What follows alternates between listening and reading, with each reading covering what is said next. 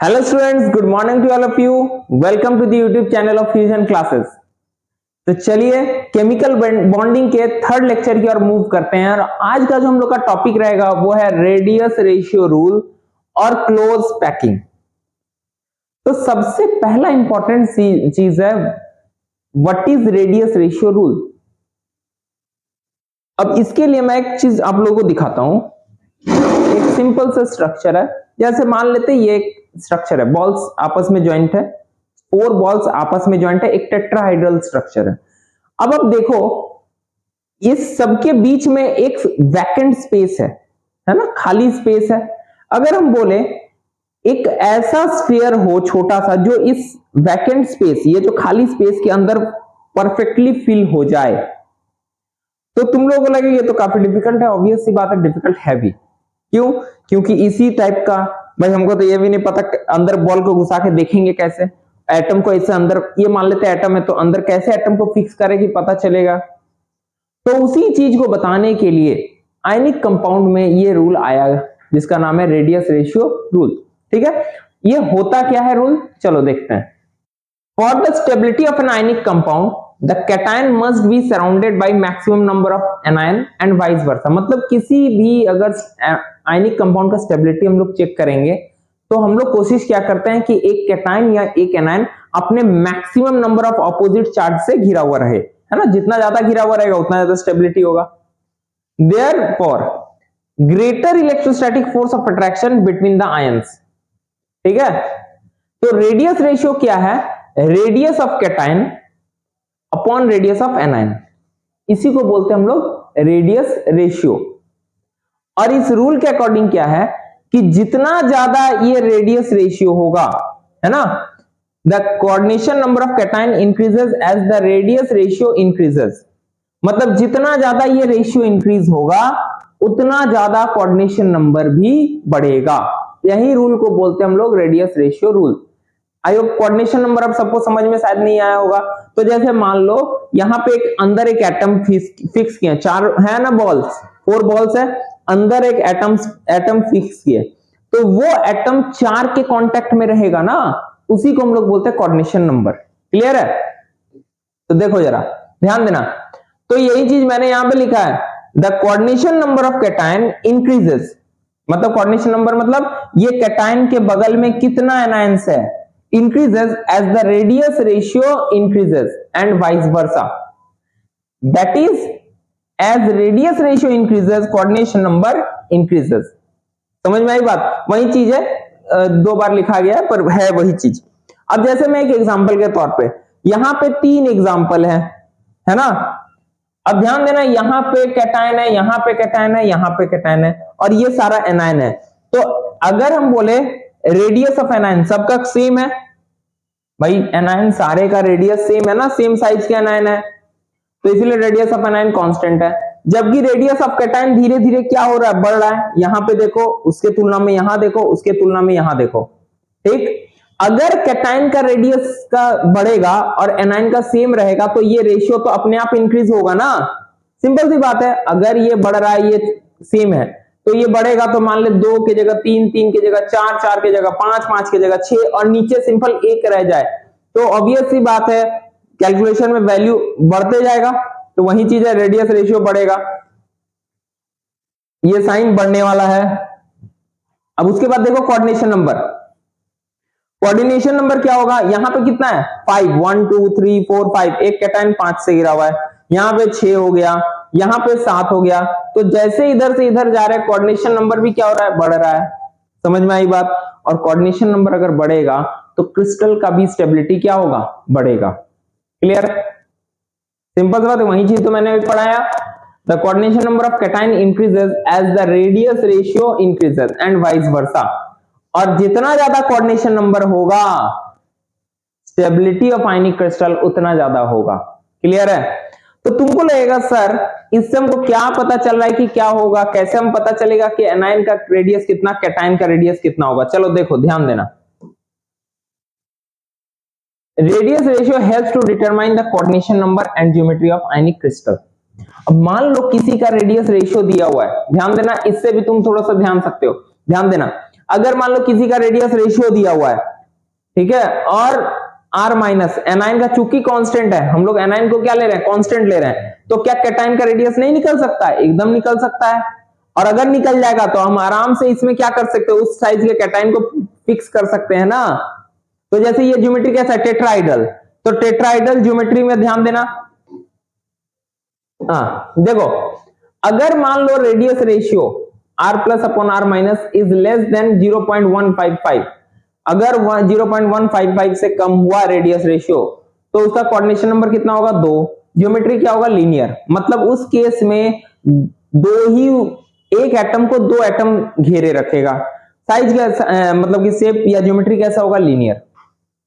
अगर radius ratio greater than 0.155 but less than 0.225, तो coordination number क्या होगा, 3। ट्रायंगुलर प्लानर, आई होप इसको बताने की जरूरत नहीं, सब कोई पढ़े होंगे। ट्रायंगुलर प्लानर कैसा होता है, कुछ इस तरह का, कुछ इस तरह का, ये है ना, एक ट्रायंगल फॉर्म में जो प्लेन पे रहेगा, ठीक।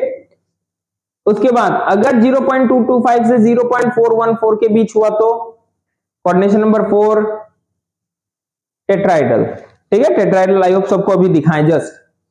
अगर 0.414 से 0.732 के बीच में हुआ तो फिर ध्यान से एक चीज समझना, कोऑर्डिनेशन नंबर 6 भी हो सकता है, 4 भी हो सकता है और 12 भी हो सकता है। आई ये कैसे होगा सर, एकदम हो सकता है भाई। जब 6 होगा तो ऑक्टाहेड्रल, याद करो हम लोग VSEPR ये सब में पढ़े थे, सब कोई पढ़े होंगे, केमिकल बॉन्डिंग में जो 11 में पढ़े होंगे या हाइब्रिडाइजेशन में पढ़े होंगे। अगर 4 रहा तो स्क्वायर प्लेनर, आई बात समझ में, क्लियर।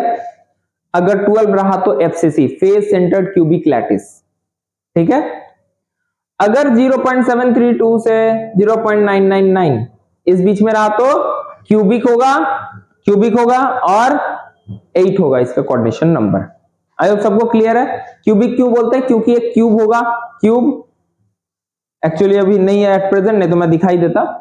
तो एक क्यूब होगा, उसके बीच में एक सेंटर में खाली जगह होगा, चारों तरफ से एटम से घिरे होंगे। यहां तक आई होप सबको समझ में आ गया होगा, क्लियर है रेडियस रेशियो। चलो आगे बढ़ते हैं, नेक्स्ट।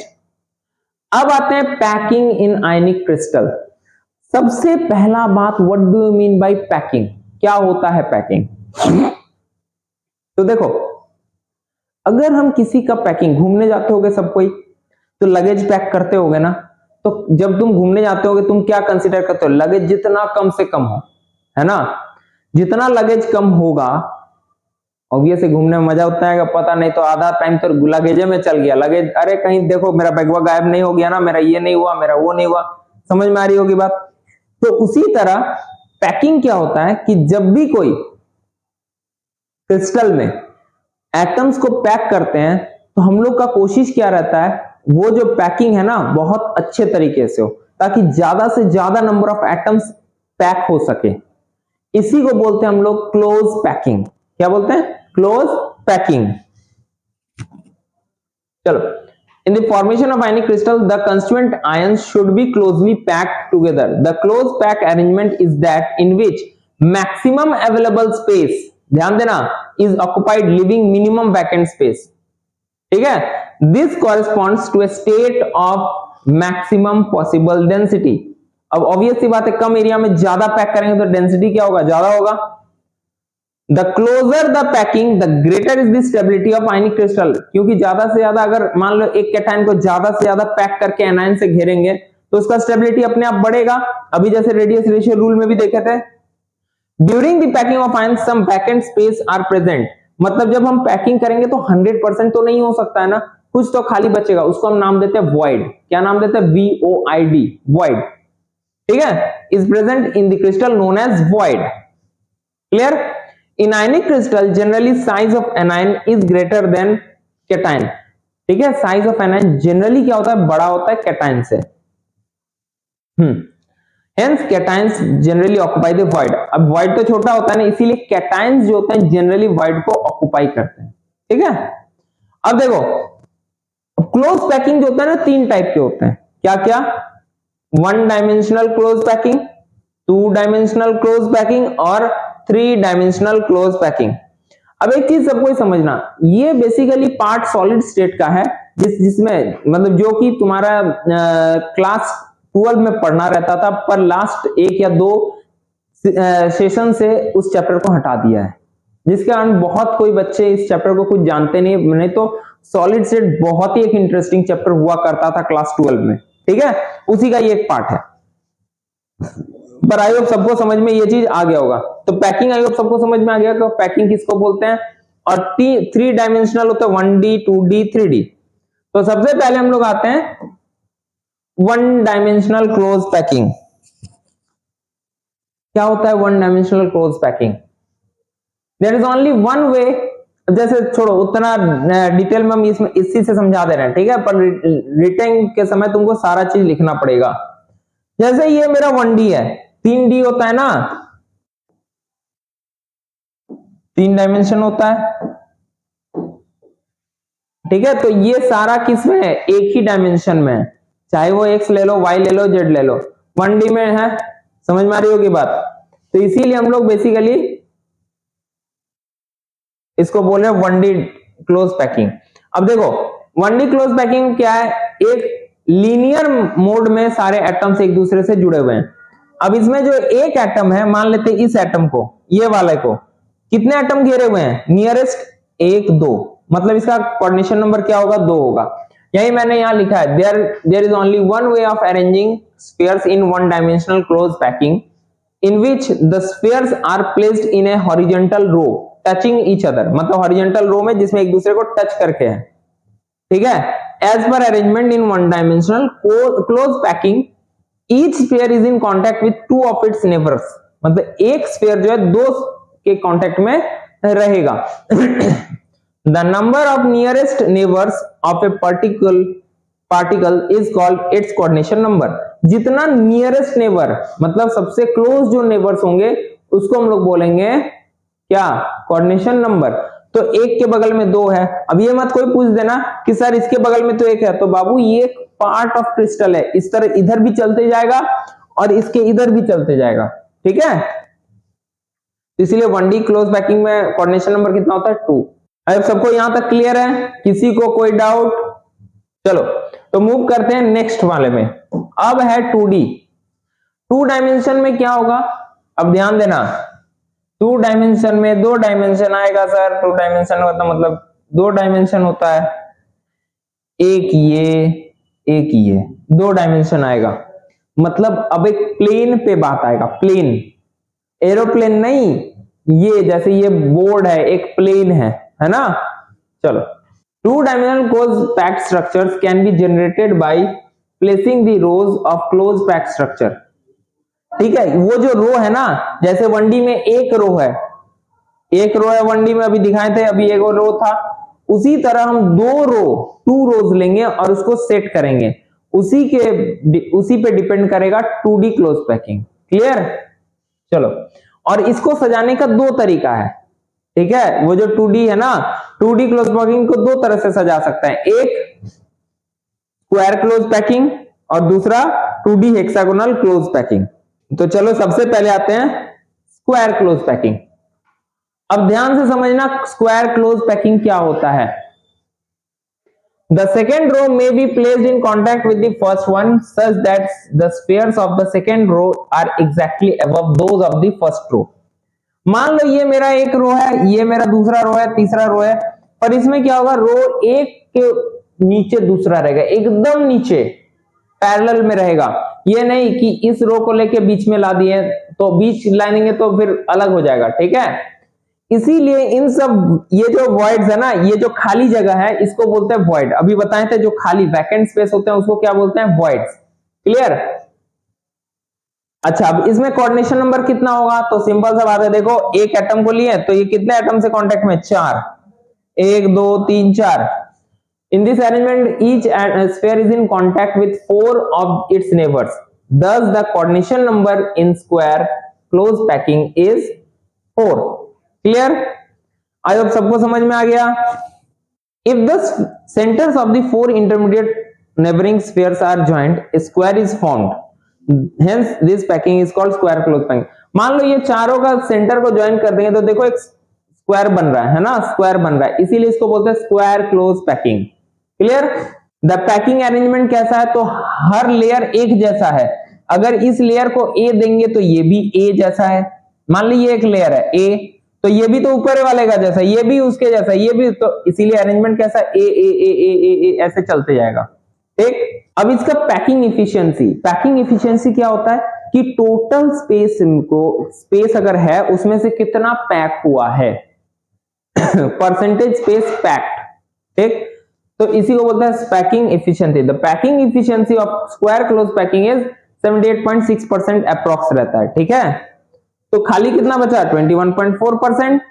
खाली कितना बच गया, इतना। ओवरऑल तो 100% होगा ना। अब ये जो वॉइड है, ये जो खाली जगह कैसा होता है, स्क्वायर वॉइड होता है। ठीक है, the void in this crystal is generally square in shape. ये कैसा शेप में होता है, स्क्वायर शेप में। तो ये एक ब्रीफ नॉलेज था किसके बारे में, स्क्वायर क्लोज पैकिंग। नेक्स्ट आते हैं 2D हेक्सागोनल क्लोज पैकिंग।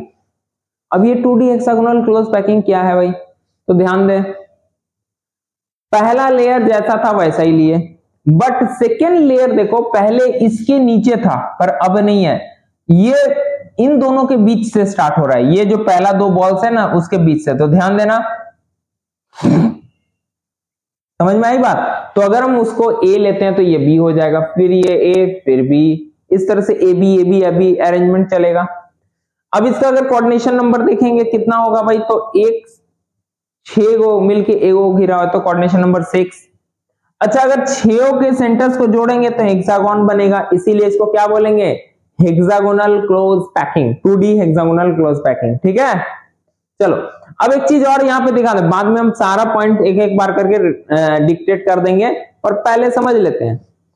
अब ध्यान देना थोड़ा सा, देखो इसके वॉइड में जो स्पेस है, ये जो खाली जगह है और ये जो खाली जगह है, तो ऑब्वियस सी बात है ज्यादा अच्छा से पैक कौन है, जिसमें खाली जगह कम हो, तो ऑब्वियस सी बात है ये ज्यादा अच्छे से पैक है ना।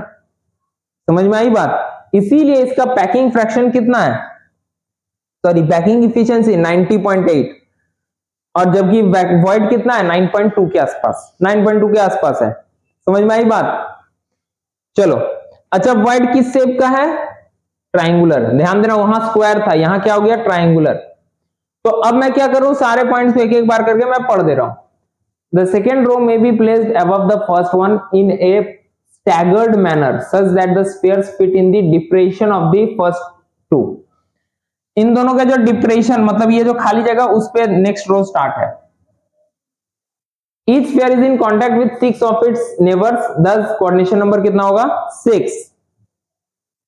If the center of 6 intermediate neighbor spheres are joined, hexagon is formed। इसीलिए इसको 2D hexagonal close packing बोलेंगे। ठीक है, ये सारा पॉइंट मैंने समझा दिया कि अगर मैं 6 को एक साथ घेर लूंगा, 6 को ज्वाइन कर दूंगा, हेक्सागोन बनेगा, इसलिए 2D हेक्सागोन, HCP बोलते हैं। पैकिंग अरेंजमेंट कैसा होगा, A B A B A B, इस तरह चलते रहेगा। पैकिंग इफिशियंसी मैंने बता दिया 90.8%, 9.2। अच्छा, एकदम हार्ड एंड फास्ट नहीं है, थोड़ा 19-20 हो सकता है भाई। ठीक है, कैलकुलेशन पे डिपेंड करता है। और वॉइड कैसा, ट्रायंगुलर इन शेप होता है। तो इस तरह से मैंने यहाँ पे डिस्कस किया कि भाई रेडियस रेशियो क्या होता है, रेडियस रेशियो रूल क्या होता है, कैसे हम रेडियस रेशियो के बेस में कोऑर्डिनेशन नंबर और ज्योमेट्री डिसाइड करते हैं। ठीक है, उसके बाद हम लोग क्लोज पैकिंग क्या होता है। क्लोज पैकिंग 3 टाइप के होते हैं, 1D, 2D, 3D। 1D close packing किसको बोलते हैं, 2D में फिर 2 टाइप होते हैं, square close packing, hexagonal close, 2D hexagonal close packing. और दोनों के बारे में ब्रीफ पॉइंट्स के थ्रू, अच्छा पॉइंट लिखाने का मेन मकसद है, अगर मान लो एग्जाम में आता है तो तुम लोग भी पॉइंट्स लिखना, पॉइंट्स में नंबर्स ज्यादा मिलते हैं। ठीक है, रादर देन पूरा थ्योरेटिकल छापने से। क्लियर है, तो आई होप सबको वीडियो अच्छा लगा होगा। तो अगर सबको वीडियो अच्छा लगा है तो प्लीज चैनल को शेयर करें, सब्सक्राइब करें और नोटिफिकेशन बेल को ऑन करके रखें। तो मिलते हैं अगले लेक्चर में 3D वाले में, 3D close packing next lecture में बात होगा भाई, बहुत डीपली। तो तब तक के लिए थैंक यू, जय हिंद।